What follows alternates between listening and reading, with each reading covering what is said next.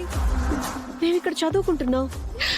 తను కూడా ఇక్కడి నుంచి ఇక్కడే చదువుకోవడానికి వచ్చింది.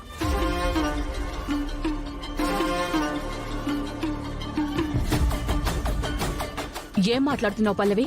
తను ఇక్కడ చదువుకోవడం ఏంటి? అవును అత్తయ్య గారు, తను ఎడ్యుకేషన్ ని ఫారెన్ లో సగం ఆపేసుకుని వచ్చింది కదా, అది ఇక్కడ కంటిన్యూ చేద్దామని నేనే రమ్మన్నాను. పైగా చందుకి ఉషకి మీరు దగ్గరుండి ప్రేమతో మరీ పెళ్లి జరిపించారు. మీ చిన్న కోడలు చదువు మధ్యలో ఆపేస్తే దాన్ని మీరు కంటిన్యూ చేయొద్దంటారా ఏంటి? మనకెలాగో కాలేజ్ ఉంది కదా అత్తయ్య, మీ ఎంకరేజ్మెంట్ తో తను మాతో పాటు ఇక్కడే చదువుకుంటుందని చెప్పి వచ్చేయమని చెప్పాను.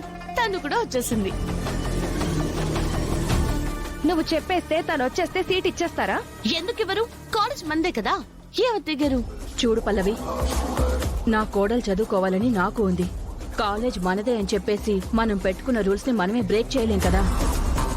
అయినా ఉషా, నీకు చదువుకోవాలనుంటే నాతో చెప్పొచ్చు కదా. ఒక్క మాట కూడా నాతో ఎందుకు చెప్పలేదు?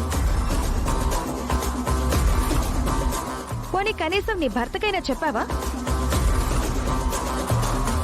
తనకు కూడా చెప్పినట్టు కనిపించట్లేదు. ఏ తను చెప్పలేదని చందు ఆల్రెడీ నీకు ఫోన్ చేసినట్టున్నాడు. చెప్పాడు. మరి ఇంకేంటి విషయం? అదే అత్తయ్య గారు, రూల్స్ ని పక్కన పెట్టి ఉషా కూడా కాలేజ్ లో సీట్ ఇచ్చేసేయండి. ఏంటే ఆంటీని బెదిరిస్తున్నావా? నేను బెదిరించానా? బెదిరించడం ఏంటి? నేనంటే అత్తయ్య గారికి కాస్త కోపం ఉంది. ఉషా అంటే ప్రేమే కదా, ఉషా అంటే ఇష్టమే కదా. ఉషా అంటే నాకు ప్రేమ ఉంది, చాలా ఇష్టం కూడా ఉంది. కానీ rule is rule, rule for all. ఉషాకి ఇక్కడ సీట్ ఇవ్వడం కుదరదు. అత్తయ్య గారు, అది కాదు. ఉషాకి చెప్పాను కదా, ఇదే ఫైనల్. పంపించేతానని. అత్తయ్య గారు, అత్తయ్య గారు,